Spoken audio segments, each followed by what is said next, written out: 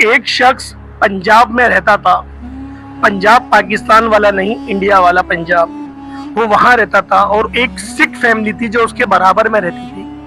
ان کو میں نے یہ عمل بتایا، کہا کہ 2 رکعت نفل پڑھ لو اور 2 سبز الائچیاں اور ایک نڈل، ایک سوئی جو بٹن کو داغنے کے لیے یعنی کہ مل جاتی ہے بآسانی کسی جنرل اسٹور سے. ان 2 صرف چیزوں کو آپ لے لیں، 2 سبز الائچی اور ایک نڈل. اس عمل کو کر لیں جو عمل میں آپ کو بتانے لگا ہوں. انشاءاللہ آپ کا کوئی بھی مسئلہ ہو، آپ نے اس مسئلے کو ذہن میں رکھتے ہوئے یہ عمل کرنا ہے، کامیابی 100% ہے.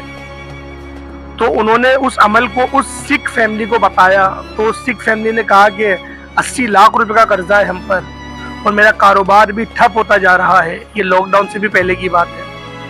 تو انہوں نے کہا کہ آپ فکر نہیں کریں، آپ اس عمل کو تو کریں، انشاءاللہ آپ کو فائدہ ہوگا. تو انہوں نے کہا کہ اچھا مجھے نماز نہیں آتی، نماز بتائیں. تو انہوں نے بتایا کہ اس طریقے سے نماز پڑھی جاتی ہے. ان کو پھر نماز سکھائی، سورۃ الفاتحہ سکھائی، سورۃ الاخلاص سکھائی اور انہوں نے 2 رکعت نفل پڑھے. اور 2 رکعت نفل پڑھنے کے بعد انہوں نے اس عمل کو کرا جو عمل میں نے بتایا تھا. انہوں نے اس عمل کو کرنے کے بعد اور سبز الائچیوں کے درمیان میں سے نڈل کو گزار دیا اور اس کو اونچی جگہ پہ رکھ دیا.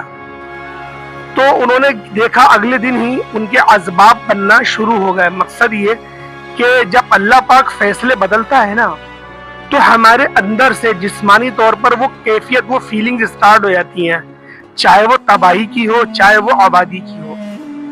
تو آبادی والی کیفیت ان کے دل میں آنا سٹارٹ ہو گئی کہ میرے معاملات سیدھے ہو رہے ہیں. تو کرتے کرتے ایسا ہوا کہ 1 مہینے کے اندر یا اس سے پہلے ان کا وہ قرضہ ادا ہو گیا اور اس کے علاوہ ان کے کاروبار میں بھی اللہ پاک نے بے شمار کی برکت عطا کری. تو پھر جب انہوں نے ان ساری چیزوں کو اپنی ماتھے کی آنکھوں سے دیکھا کہ کتنا وہ پریشان تھے، گھر تک بیچنے کی نوبت آ رہی تھی، پھر وہ چیز ختم ہوئی. تو ان کے گھر میں 10 افراد تھے، 10 کے 10 افرادوں نے اسلام قبول کرا اور دار اسلام میں داخل ہو گئے. اور انہوں نے مجھے فیڈ بیک بھی دیا اور بہت دعاؤں سے نواز رہے تھے. اگر میں وہ الفاظ آپ کو بتاؤں گا تو آپ شاید کچھ بھائی یہ کہنے لگے کہ اپنی بڑائی بول رہا ہے. بڑائی صرف اللہ کی ہے، صرف اللہ کی عبادت اللہ کے لیے کی جاتی ہے.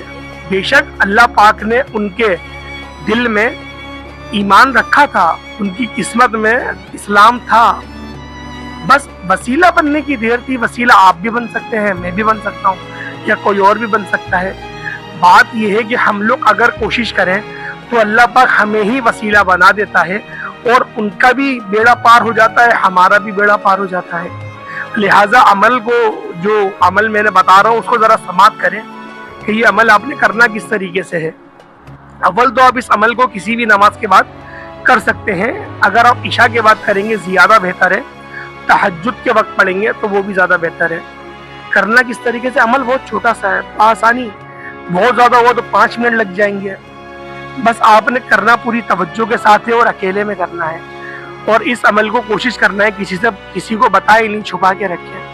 کیونکہ راز اگر آپ اللہ اور اپنے درمیان رکھیں گے تو اس کے زیادہ فائدے دیکھنے کو ملیں گے. آپ رات کی تنہائی میں اٹھیں، اٹھنے کے بعد آپ الگ کمرے میں جائیں یا پھر وہی کمرہ ہو تو بھی مسئلہ نہیں ہے. بعض لوگ ہوتے ہیں اچھی نیند سو رہے ہوتے ہیں اور جو رات کی تہجد کے وقت کی نیند ہے وہ تو ویسی بڑی گہری ہوتی ہے. آپ اپنا وضو بنائیں، تازہ نئے کپڑے پہنیں، اس پہ اگر خوشبو لگا سکتے ہیں تو لگا لیں. آپ مصلی بچھائے 2 رکعت نفل ادا کریں. ٹھیک ہے، جو آپ کی حاجت ہے وہ آپ پہلے ہی نیت کر لیں کہ میں روزی روزگار کے لیے کر رہا ہوں، میں کسی لڑکی کی محبت کو حاصل کرنے کے لیے کر رہا ہوں، یا پھر میاں بیوی کے درمیان جو رنجش ہو گئی ہے اس کو دور کرنے کے لیے کر رہا ہوں، یا پھر میری بہن کا گھر بس جائے اس لیے کر رہا ہوں، یا میرا گھر بس جائے اس لیے کر رہا ہوں، یا پھر میری اولاد نافرمان ہو گئی ہے وہ فرما بردار ہو جائے اس لیے کر رہا ہوں. بہت سارے ہو سکتے ہیں. نوکری مجھے نہیں کرنی، مجھے کاروبار کرنا ہے، میں اس لیے کر رہا ہوں. آپ صرف اپنے ذہن میں، تصور میں جو بھی آپ کا مقصد ہے آپ اس کو اپنے ذہن میں رکھیں، تصور میں رکھیں اور آپ لوگ 2 رکعت نفل پڑھ دیں. 2 رکعت نفل آپ نے سورۃ الفاتحہ کے بعد 3 بار سورۃ الاخلاص پڑھنی ہے. نارمل سے وہ ہیں نفل جو کہ جیسے پڑھے جاتے ہیں تہجد کے ویسے ہی پڑھ لیں. 2 رکعت پڑھیں، 4 پڑھیں زیادہ بہتر ہے. 2 پڑھیں گے زیادہ، 4 پڑھیں گے زیادہ بہتر ہے. 2 کر کے 2 پڑھ لیں، 4 ہو جائیں گے. پھر آپ لوگ ادھر ہی بیٹھے ٹھیک ہے، کوشش کریے گا وضو نہ ٹوٹے، اسی وضو سے آپ نے عمل کرنا ہے.